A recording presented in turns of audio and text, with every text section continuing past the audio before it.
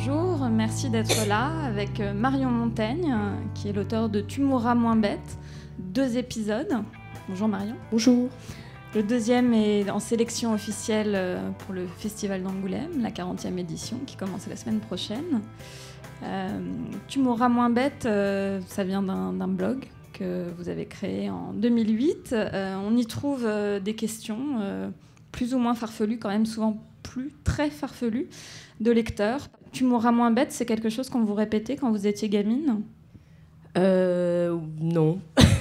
J'ai souvent le mot bête dans mes titres, comme si j'avais un complexe de prouver que j'étais pas idiote. C'est plus une manière de dire vous n'avez pas fait d'études, vous n'avez pas un bac+6, mais vous pouvez comprendre quand même des choses complexes et ça te servira pas à être chercheur, mais tu mourras moins bête le soir, donc ça t'aura apporté un gai savoir en fait. Donc c'est plus ça. Ah oui, ça en dit beaucoup. Un gai savoir. Et donc ce blog qui dispense allègrement un gai savoir, dans quelles conditions vous l'avez créé en 2008 ? En fait, je lisais beaucoup de documentation scientifique, je regardais beaucoup de documentaires.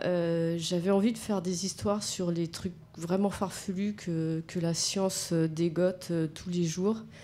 On peut en faire 10 000.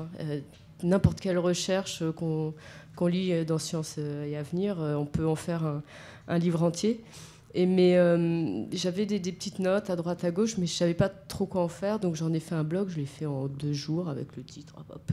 Et au fur et à mesure, j'ai affiné, j'ai adapté, et ça a pris forme avec un petit professeur qui répond à des questions un peu bizarres, mais finalement, scientifiquement, c'est documenté, mais on rigole en se documentant. Le professeur en question, le professeur Moustache, porte donc, comme son nom l'indique, une moustache. Pourquoi est-ce que vous ne vous êtes pas mise en scène, vous En fait, c'était l'époque des blogs où on parlait beaucoup de soi. Je me lève le matin, il y a mon chat, qu'est-ce que je fais ? Je mange des cornflakes, etc. Tout le monde racontait un peu sa vie. Donc j'ai mis un personnage qui est une sorte d'alter ego pour bien savoir le faire bouger, le faire parler, mais je lui ai mis des moustaches pour pas qu'on me reconnaisse. Donc c'est une femme avec des moustaches. Vous commencez à avoir une petite notoriété dans le milieu scientifique. Vous avez été invité dans La tête au carré de Mathieu Vidard sur France Inter, qui traite de science très sérieusement habituellement. Quels sont les retours que vous avez ? Comment s'est reçu Tu mourras moins bête dans un milieu très professionnel, très sérieux ? En fait, c'est bien reçu. Je pensais que les scientifiques seraient plus tatillons, qui viendraient plus dans les commentaires ou m'écrire en disant c'est pas du tout ça, enfin c'est pas assez précis. Et en fait, ils sont cool. Et ça, je pense qu'ils souffrent de ne pas être assez médiatisés. Quand je vais les voir dans les labos, il y a comme un amusement aussi de voir comment je les considère, que je me moque un peu d'eux, parce que franchement, des gens qui peuvent se faire des blagues avec des formules mathématiques. Alors, vous dites assez souvent que vous êtes un imposteur, que vous n'avez même pas de bac scientifique. Comment est-ce que ce goût pour la science, les sciences, est venu ? Ça date de l'enfance ? Vous disseciez des fourmis quand vous aviez 6 ans ? Ouais, j'aimais beaucoup la biologie. Je suis désolée, mais j'adore la dissection. J'ai adoré disséquer des grenouilles. Je trouve ça fascinant parce que c'est le seul domaine qui explique vraiment des trucs de la vie, quoi. Contrairement aux maths ou à l'histoire géo, où voilà, c'est très théorique. Je trouvais que c'était la matière où vraiment on se posait des questions et où normalement on ne devait pas croire. Il n'y en a pas un qui dit je crois que la grenouille est comme ça, etc. C'est un sujet, c'est un domaine où il faut prouver et c'est comme ça. Et je crois que c'est un truc d'anxieux, c'est-à-dire qu'au moins c'est un domaine où si on veut une réponse, on va la chercher et on va essayer de trouver les preuves et après ce sera établi. Je trouve que c'est des sujets qui changent la vie, la conception du monde. Donc voilà, ça m'intéresse depuis longtemps. Et qu'est-ce qui fait que vous ne vous êtes pas orienté vers cette voie-là ? Pourquoi le dessin à la place ? C'est la vie. Parce que ouais, en fait, là, c'est chouette. J'ai tous les avantages de la science sans les inconvénients. Je me retrouve à voir que les côtés sympas sans les études, ni à être une bête en mathématiques. Et donc, c'est un compromis qui me va très très bien. Est-ce que dans la pratique du dessin, vous retrouvez les tenants d'une certaine science où finalement on dissèque ce qu'on voit et on essaye de le reproduire de manière, alors pas exacte, mais en tout cas suivant une vision qu'on a et qu'on veut donner du monde ? Non. Non, pas du tout. Non, moi, le dessin, c'est juste une écriture. Et l'important, c'est que c'est comme si j'étais avec des copains et que je leur dis j'ai lu un truc vraiment marrant et je leur raconte comme si j'avais vu un film, sauf que je leur raconte un truc que j'ai lu et que je trouve incroyable. Le dessin est juste une écriture au service du contenu, quoi. C'est un vecteur. Et de quelle façon est-ce que vous travaillez votre trait ? Il est très lâché, très expressif ?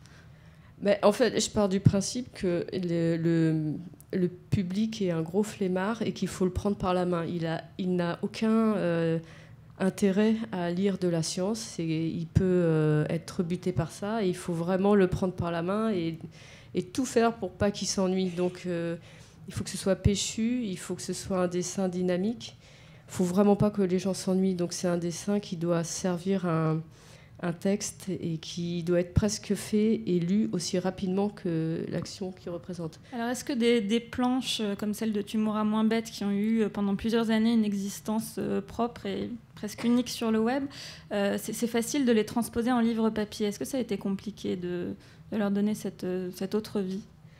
On s'est posé beaucoup de questions parce que sur le numérique, l'intérêt, c'est qu'on est en colonne et on n'a pas de limite d'espace. C'est-à-dire que je prends le nombre de cases que je veux pour raconter ce que je veux. Tandis qu'en bande dessinée, on est limité en cases et en nombre de pages. Parce que techniquement, l'imprimeur, il ne peut pas mettre tant de pages, il ne peut pas en rajouter une. C'est par paquet de feuilles. Donc c'est vrai qu'on a une liberté en numérique et on doit la restreindre pour la mettre sur papier. Donc on a beaucoup réfléchi et finalement on s'est rendu compte que la remettre en page comme une BD normale, ça marchait pas du tout. Et elle marche en colonne, comme sur les blogs. Donc on l'a gardée en colonne et puis ça fonctionne. C'est comme ça, c'est la vie du numérique. Vous avez un projet assez différent, toujours humoristique, pas du tout scientifique, sur les riches. Vous pouvez nous en parler ? Ça, c'est avec les éditions d'Argo. C'est un peu... Comme mon dada, c'est un peu la vulgarisation scientifique, mais la vulgarisation... on s'est dit, on va vulgariser le travail des Pinson-Charlot, qui sont 2 sociologues, qui ont beaucoup travaillé sur la bourgeoisie, la richesse... et qui sont en eux-mêmes déjà des personnages, donc ils commencent à être un peu connus, puis c'est un peu le sujet du moment. On n'a pas parlé de projets éventuels en animation, parce que Tu mourras moins bête pourrait tout à fait devenir une série animée. On voit celle de Jules, Silex and the City, sur Arte en ce moment, où ça vient d'être diffusé, je ne sais plus. Mais c'est un format qui pourrait très bien s'y prêter. Est-ce que vous avez eu des propositions dans ce sens ? J'ai eu des propositions, mais psychologiquement, comme j'ai l'impression comme je ne l'ai pas fini, pour moi, j'ai un peu du mal à le mettre autrement, enfin, à le visualiser autrement. Pour moi, ce serait passer à autre chose. Il faudrait un peu avoir fini la BD, puis après faire autre chose. Pas question pour vous, pour le moment, d'arrêter le blog ? Vous n'en avez pas marre de la science ? J'en ai pas marre de la science, mais j'ai trop de boulot à côté, donc peut-être des trucs, des articles plus courts ou moins souvent. Mais tant que je m'amuserai dessus, je mettrai des choses dessus. Donc on verra pour l'instant. Merci à tous pour votre présence. Merci Marion Montaigne. De rien.